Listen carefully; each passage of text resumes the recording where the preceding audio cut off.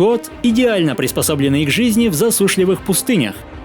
Превосходная маскировка, отточенные рефлексы, но главное – поразительная способность вертикальных прыжков. Это словно живая ракета, готовая к запуску в любых условиях. Поэтому даже сверхбыстрым созданиям не суждено избежать когтистой лапы. Привет, друзья! Вы на канале «Время с пользой», и герой сегодняшнего выпуска – непревзойденный каракал.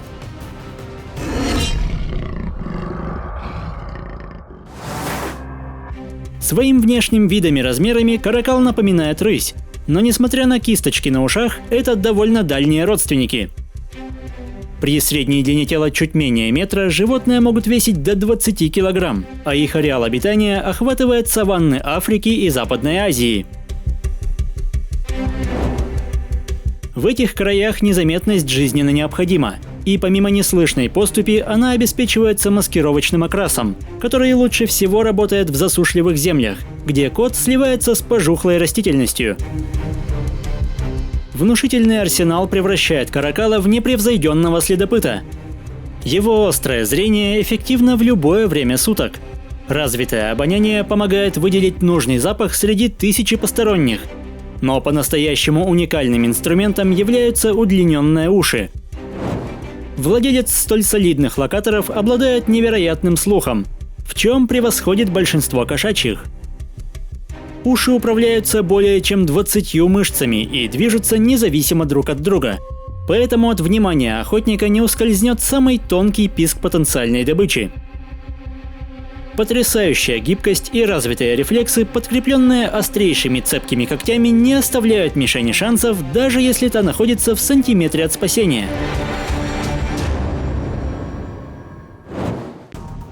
Грызуны – неплохая добыча, но по-настоящему желанным трофеем становятся птицы, для поимки которых у кота есть особая тактика.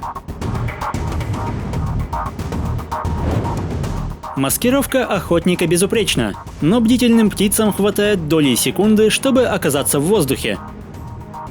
Поэтому основным трюком животного становится прицельный прыжок, способный отрезать даже самый эффективный путь к спасению.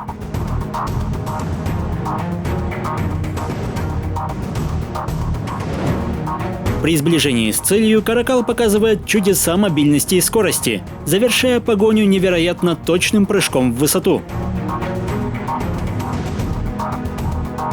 Благодаря расположенным по бокам глазам цесарку чрезвычайно сложно застать врасплох.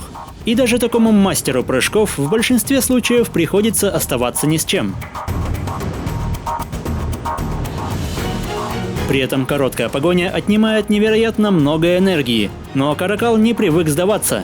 Используя все органы чувств, он выискивает затаившуюся жертву. Цесарки быстро бегают, но летают они еще быстрее. Однако с учетом тяжелого тела их сил не хватает на затяжной полет, поэтому расчетливый хищник может успешно перехватить птицу в месте посадки. Пережимая трахею, каракал перекрывает доступ кислорода, и жертва быстро задыхается.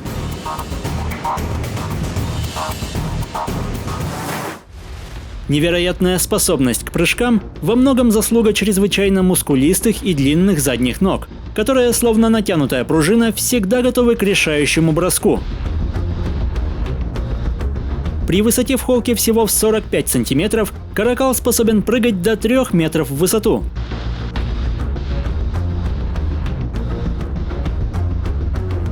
Кроме того, этот кот превосходно лазит по деревьям, что также помогает в охоте на птиц и открывает доступ к тщательно спрятанным гнездам. Но чем выше прыжок, тем опаснее может быть приземление. Как же коту удается осуществить столь сложный маневр? Дело не только в развитых мышцах. Необычайно гибкий позвоночник позволяет поворачивать тело в разных направлениях. В то время как передние лапы движутся в одну сторону, задняя часть тела вращается в другую, что помогает в доли секунды перестроить положение для правильного приземления. Касанию с землей предшествует вытягивание лап, что вместе с мягкими подушечками уменьшает отдачу от падения и сводит вероятность травмы к нулю.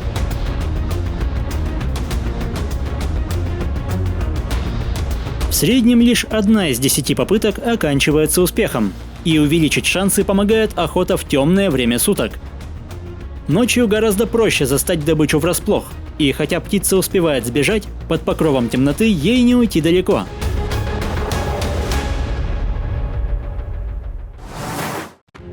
Помимо пернатых и грызунов, добычей каракала могут стать зайцы, мангусты и даже мелкие антилопы. Но куда проще настигнуть медлительного варана, особенно если тот еще не успел как следует прогреться после прохладной ночи. Однако гигантский ящер не собирается спасаться бегством, что вводит привыкшего к погоням кота в замешательство.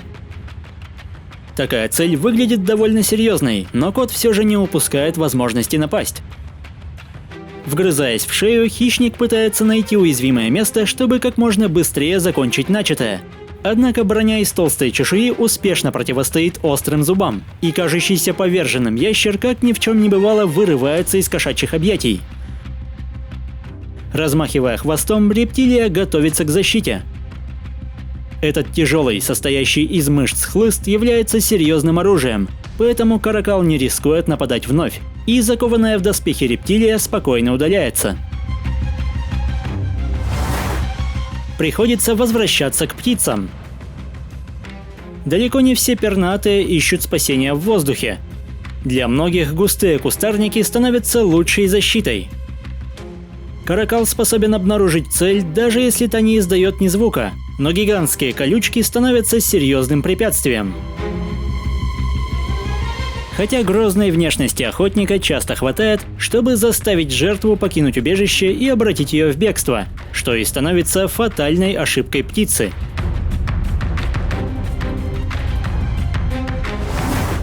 Засуха является тяжелым испытанием для всех обитателей пустыни, ведь число спасительных источников воды уменьшается, чем пользуются хищники, находящиеся на вершине пищевой цепи. К счастью, каракал не столь зависим от водоемов, ведь большую часть жидкости он получает из своих жертв.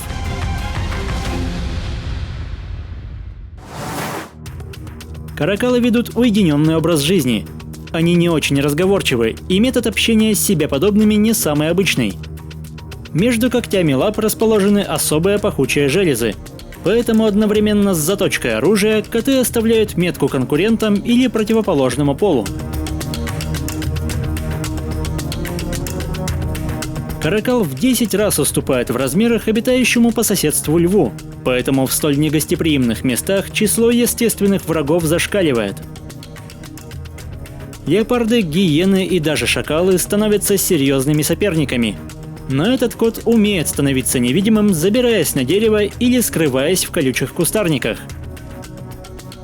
Обладая отточенными рефлексами, каракалы прочно заняли свое место в экосистеме. Хотя если в Южной Африке кот вполне обычен, то азиатские подвиды встречаются не так часто.